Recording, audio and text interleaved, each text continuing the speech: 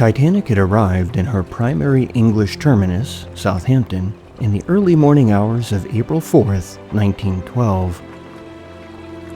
Even as she began coaling for the upcoming transatlantic maiden voyage to New York, her senior officer corps had been thrown into a bit of confusion over the fact that there likely, though not certainly, would be a shakeup in their ranks.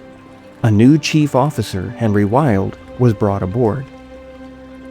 In this video, we will cover some of the events surrounding Titanic's first stay in Southampton between April 5th and April 9th, including preparations for her maiden voyage ending the night before she was scheduled to sail. In spite of all of the delays, all of the hustle and bustle, all of the last-minute finishing touches, Titanic would, in the end, be able to start her maiden voyage on schedule.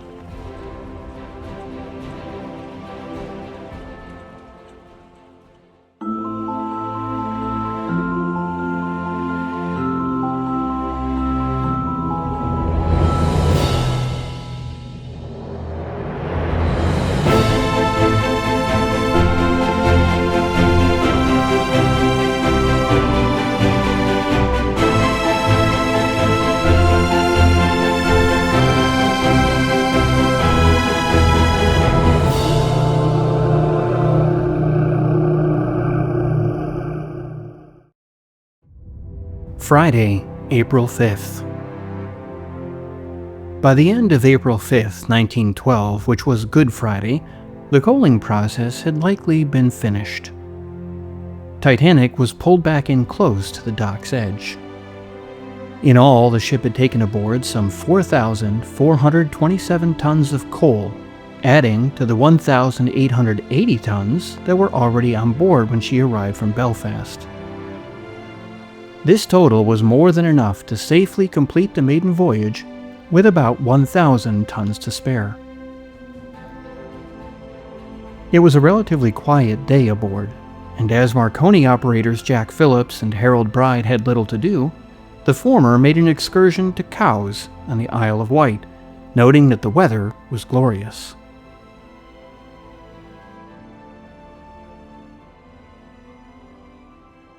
On Saturday, April 6th, the coal strike ended with a vote of 440 to 125 by the Miners' Federation.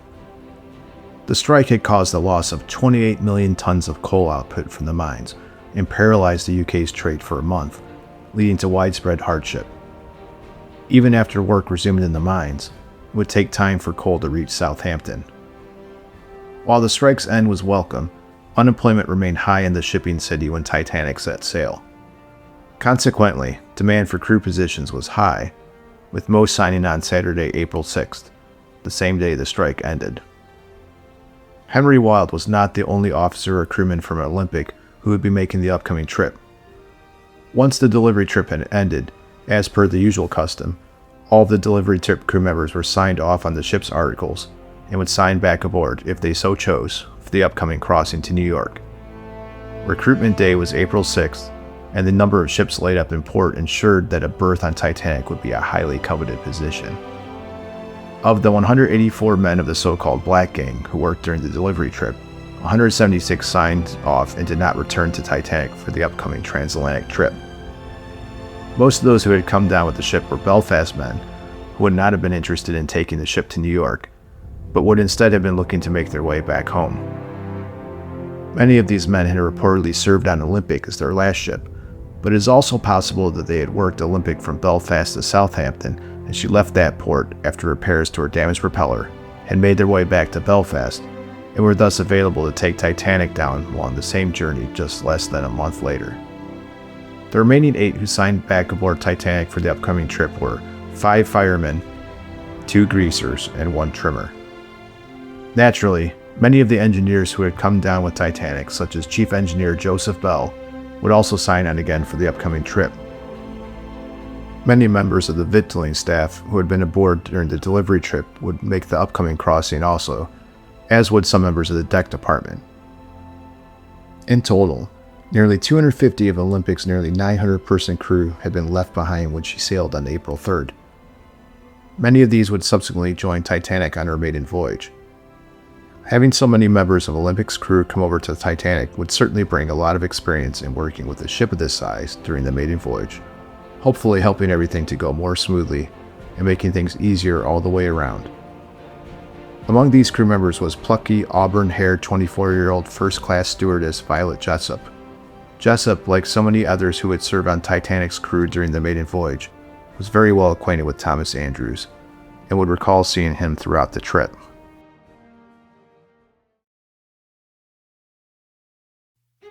Sunday, April 7th, was Easter Sunday.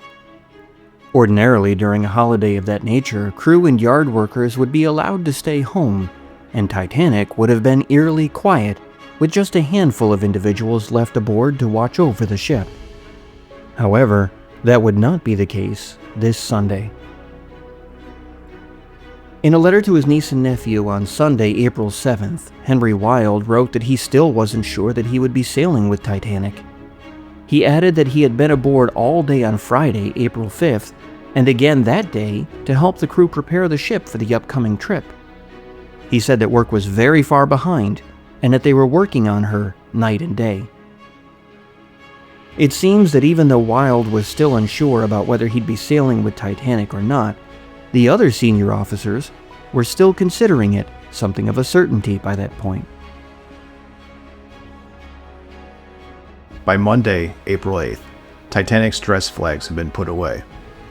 However, the White Star pennant remained, fluttering proudly from the mainmast. On board, workmen perched precariously in bosun's chairs far above the boat deck, touching up the White Star Line buff paint on the ship's funnels.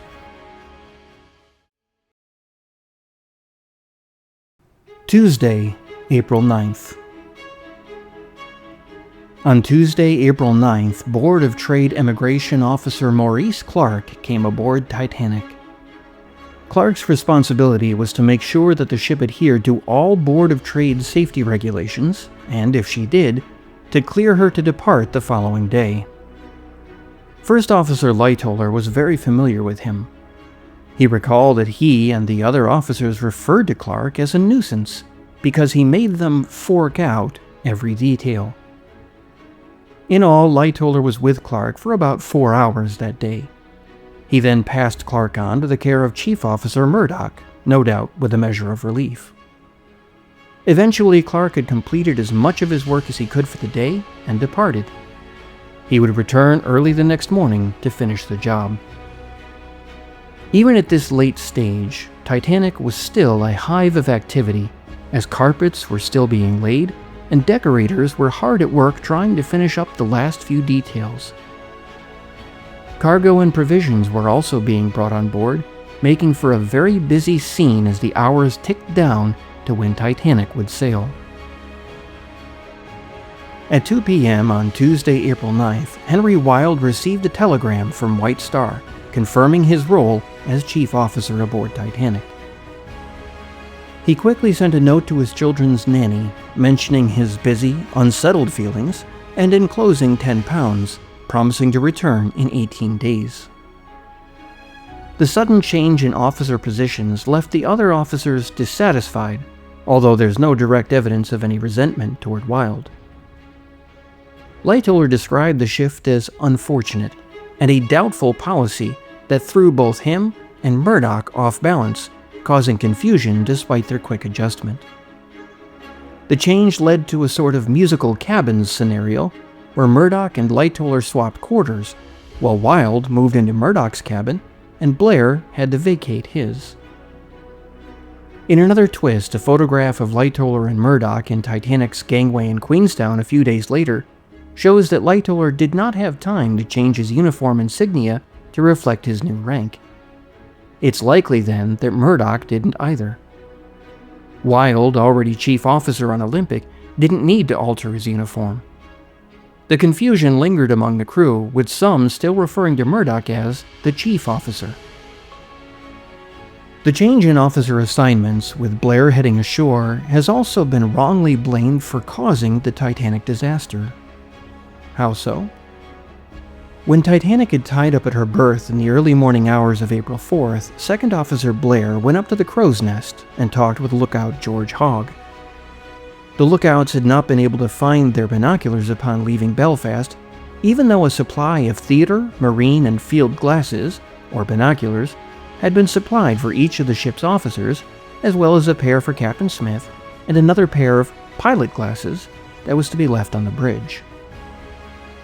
Because the lookouts couldn't find theirs, however, Blair had loaned them the set of binoculars which had been provided for his use as second officer. However, with the delivery trip over, it was time to put the binoculars where they wouldn't get lost or stolen. He asked Lookout Hogg to lock the binoculars up in his cabin and to return the keys to him. Hogg did exactly this, but he was waylaid in getting back to Blair. Thus, he passed the keys off to able-bodied Seaman William Weller so that he could give them to Blair. In turn, Blair accidentally took some keys with him when he left Titanic. After Blair left Titanic, nobody seemed to know where their binoculars were kept, and none were provided to the lookouts during the crossing. Media coverage surrounding auctions of Blair's keys in recent years has suggested that Blair was actually responsible for the sinking because his keys prevented anyone else from gaining access to the binoculars. However, binoculars were not universally provided to lookouts even at the time, and lookouts were trained to scan the sky with the naked eye first, since binoculars would dramatically reduce their field of vision. Modern tests have confirmed that binoculars would have proved useless at night, so while the Blair sank the ship because he took the key with him headline is dramatic, these are not only an error, but they actually cast unfair blame on Blair for having mistakenly taken the key with him when he left. Much interior painting had been carried out during the stay in Southampton. The strong smell of paint may have partly explained why extensive floral arrangements were brought aboard Tuesday evening by local florist Frank Beeling, his son, and foreman W.F. Bill Geepen. The flowers were distributed to cabins and public rooms, with some stored in cool storage to stay fresh for placement throughout the crossing, including on tables in the first-class dining saloon. By that night, it was clear everything would come together for Titanic's scheduled noon departure the next day. Thomas Andrews wrote to his wife, "The Titanic is now about complete and will, I think, do the old firm credit tomorrow when we sail." Former Second Officer David Blair made his final departure, likely wishing he could stay for the trip. Around 11 p.m., Fourth Officer Boxall returned from his last shore excursion, and he, along with the other officers, stayed aboard for the final night in port.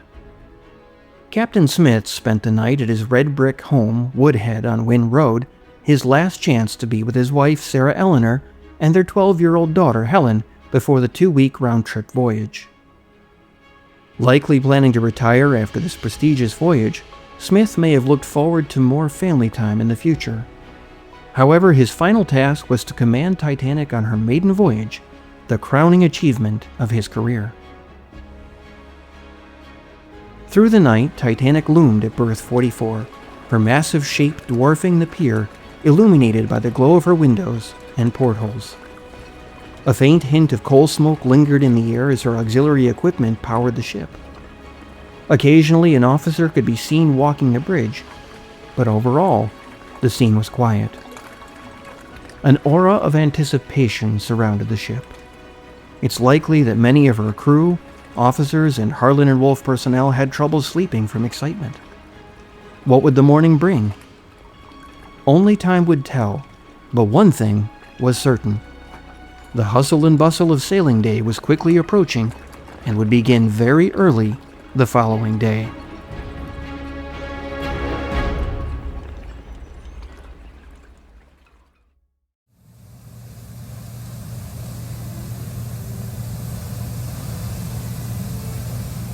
A special thank you to our supporters on Patreon: NikkiChan92, Evan Fleming, Lucas Sidlowski, Bluebird Nut, Mark Gegenheimer, Martin Cahill, Maximilian Metcalf, Rachel Warner Sanchez, and Snow Monkey.